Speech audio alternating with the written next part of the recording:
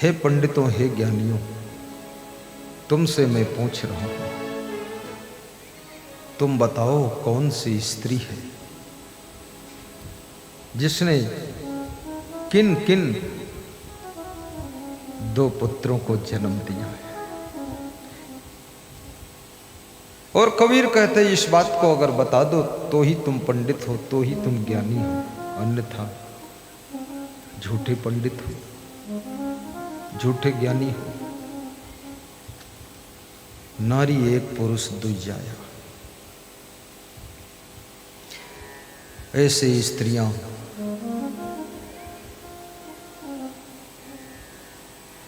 पुरुषों को भी जन्म देती है, बेटियों को भी जन्म देती है। लेकिन ये कौन सी नारी है? कबीर साहब कहते हैं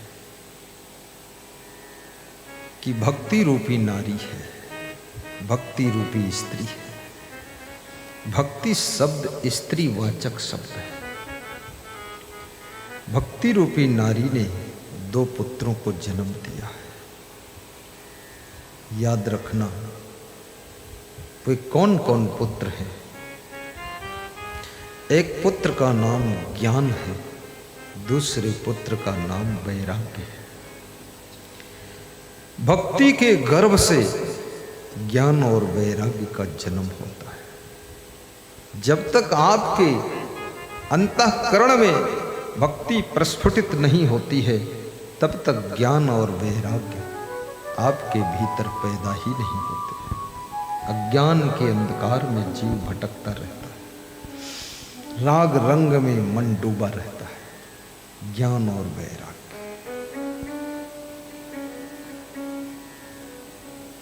रूपक अलंकार नारद जी भ्रमण कर रहे थे।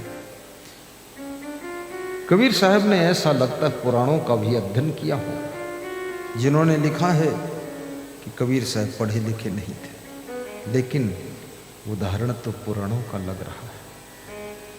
कबीर का बीजक पढ़ो तो उसमें आपको पता चलेगा कितने शास्त्रों के उदाहरण दिया है कबीर ने। बहुत बड़े विद्वान होंगे कबीर साहब, भले कागज छुआ हो ना छुआ हो, मश कागज छुओ नहीं कलम गही नहीं हाथ, चारों वेद का महत्तम कबीर मुख ही जनाई बात। लेकिन कबीर महाज्ञानी है। कबीर का अंतःकरण शुद्धता से पूर्ण है, और शुद्धता जब होती है तो जो शब्द निकलता है वो शब्द विद्वता से श्रृंगारित होता है। इसलिए शुद्धता, विद्वता से शुद्धता नहीं आती है, लेकिन विद्वता के अंतःकरण से शुद्धता का जन्म होता है। शुद्धता के हृदय से विद्वता पैदा होती है। जितने भी शास्त्र हैं ऋषि मुनियों के शुद्ध अंतःकरण से ही उत्पन्न हुए हैं। इसलिए अंतःकरण को शुद्ध करो। शुद्ध हो सी बुद्ध हो सी निरंजनो सी, संसार माया परिवर्जितो सी, संसार स्वप्नम त्यज मोह निद्रा, मंदाल सा वाच्य मुआच पुत्रम।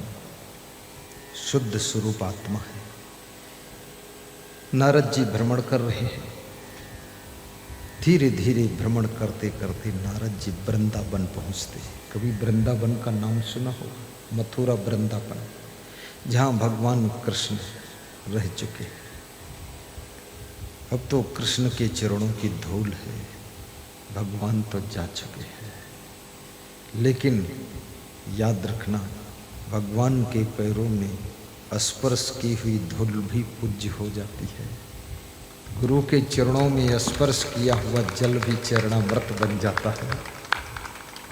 गुरु के गले में पहनी हुई माला भी आपके जीवन की सुख की माला बन जाती है। ये बहुत विचित्र होता है। कई भक्तों ने मुझसे चरण पादुका की याचना किया है कि मुझे लकड़ी के चरण पादुका वे चाहिए जो आपने कुछ देर पहना हो। अब मैंने सोचा है मैं 100-200 चरण पादुका मंगाऊंगा और एक एक दिन सब पहन लूंगा। और फिर सुरक्षित रखूंगा, जो भक्त आता जाएगा उसको देता जाऊंगा। क्योंकि ये चरण तो भक्त के घर में हमेशा नहीं टिक सकते हैं, पर चरण पादुका भक्त के घर में हमेशा उपस्थित रह सकते हैं। और चरण पादुका भरत को मिले थे, भरत कितने महान बने थे। भगवान राम ने भरत को चरण पादुका दिया था। चरण पादुका का भी बड़ा महत्व है। कैलाश शर्मा, चरण पादुका की महिमा समझना है। सुरेंद्र जी आशीर्वाद है, पूरा परिवार आया हुआ। सबको व्यासगादी शुभकामना करती। नारद जी भ्रमण कर रहे, संत को भ्रमण करना चाहिए, क्योंकि संत के भ्रमण करने से समाज में फैला हुआ भूत प्रेत चुड़ैल मरही मसान ढोंग ढकोसला आडंबर, 7.5 शनि 17.5 शनि और मंगल टेढ़ा सीधा और टुनही टुनहा और टोना टंबर जादू और गुनिया बैगा ओझा नाउत, ये सब भ्रम टूट जाता है। संत का जितना भ्रमण होगा, समाज का भ्रम उतना टूटता चला जाएगा। और संत को भ्रम तोड़ने का काम करना चाहिए। भरम बढ़ाती हूँ लोक में, भरम बढ़ा सब ठाऊं, कहें कबीर कस बाची हो तुम बसे हो भरम के गांव। कबीर साहब बड़ा संदेह कर रहे हैं कि तुम कैसे बच सकते हो भरम में फंसने से, क्योंकि तीनों लोक में भरम छाया हुआ है, गांव गांव में भरम फैला हुआ है, जगह जगह भरम फैला हुआ है। अब कैसे बचोगे तुम? तो बचने का उपाय भी कबीर साहब कहते हैं, कहीं कबीर ते बाची हैं जिनके हृदय विवेक, जिनके हृदय में विवेक उत्पन्न हो जाएगा वो बच जाएंगे भरम में फंसने से। बड़ा आडंबर संसार में फैला हुआ है, पूरा झंझट फैला रखा लोगों ने, क्या क्या। एक महात्मा नदी में खड़ा था, एक हाथ ऊपर उठाए हुए था। उत्तर प्रदेश में पूरा प्रचार हो गया कि महात्मा बड़ा तपस्वी है, नदी में खड़ा है, 12 दिन से खड़ा है, हाथ ऊपर उठाए है।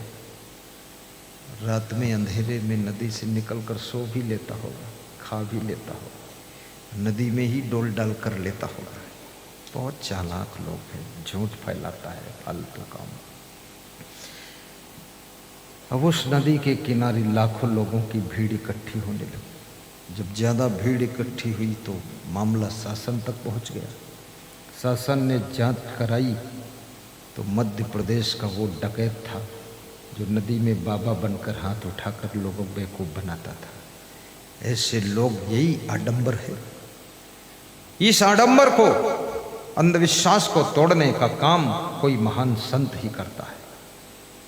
व्यासगादी निवेदन करेगी, किसी प्रकार के आडंबर में कृपया मत फंसिए। भूत प्रेत चुड़ैल लफड़ा फालतू, भूत प्रेत की कोई योनि नहीं होती है, ये समझ लेना। अगर भूत प्रेत की योनि होती और बिना खाए पिए कोई जिंदा नहीं रहता है, तो भूत प्रेत के रहने के लिए मकान भी तो चाहिए, उनका भी राशन कार्ड बनना चाहिए, उनकी भी वोट पड़नी चाहिए, भूत प्रेतों के शौचालय बनने चाहिए, और भूत प्रेतों का भी प्रवचन होना चाहिए। वो लोग हमको बुलाए, प्रोग्राम कराए, भूतों के मैं जाऊं, तुमको भी बुलाऊं, तुम भी भूत देख लो, और भूत हमारे चरण पखारे, हम भी देख लें। क्या झूठी बात फालतू फैला रखी लोगों ने। रस्सी को सांप बना दिया लोगों ने। रस्सी सांप नहीं हो सकती, लेकिन भ्रम हो जाता है तो रस्सी सांप जैसी लगती है, और रस्सी पर पैर पड़ता है, लगता है सांप पर पैर पड़ गया, और तुम डर जाते हो, कांप जाते हो, भयभीत हो जाते हो, पसीना आ जाता है, गिर पड़ते हो, चोट लग जाती है। रस्सी का सांप तो झूठा है, लेकिन रस्सी के सांप को सांप मान लिया तुमने, तो पसीना निकला वो सच्चा है, चोट लगी वो भी सच्ची है, दिल घबराए वो भी सच्चा है, लेकिन रस्सी का सांप झूठा है। ऐसे झूठा आडंबर संसार में बहुत फैला हुआ है तो आडंबर झूठा, लेकिन उससे भय भी लगता है, डर भी लगता है। कितने लोग कहते हैं रात में भूत आकर हमारे साथ में सोता है, कितनी झूठी बात है। मैं तो कहता हूँ अगर भूत मिल जाए तो उनको एक गांव का प्रचार प्रसार थमा दूँ, ट्रेंड कर दूँ कि तुम चले जाओ बाहर गांव में, विष्णु साहू के यहाँ प्रचार करिए, मुझे टाइम नहीं है, तुम भी प्रवचन कर दो। भूत खूब प्रवचन करेंगे, चुड़ैले खूब प्रवचन करेंगे। इसलिए ये झूठे आडंबर में मत फंसना। अंधविश्वास के अंधकार से बाहर निकलने के लिए ही सत्संग होता है।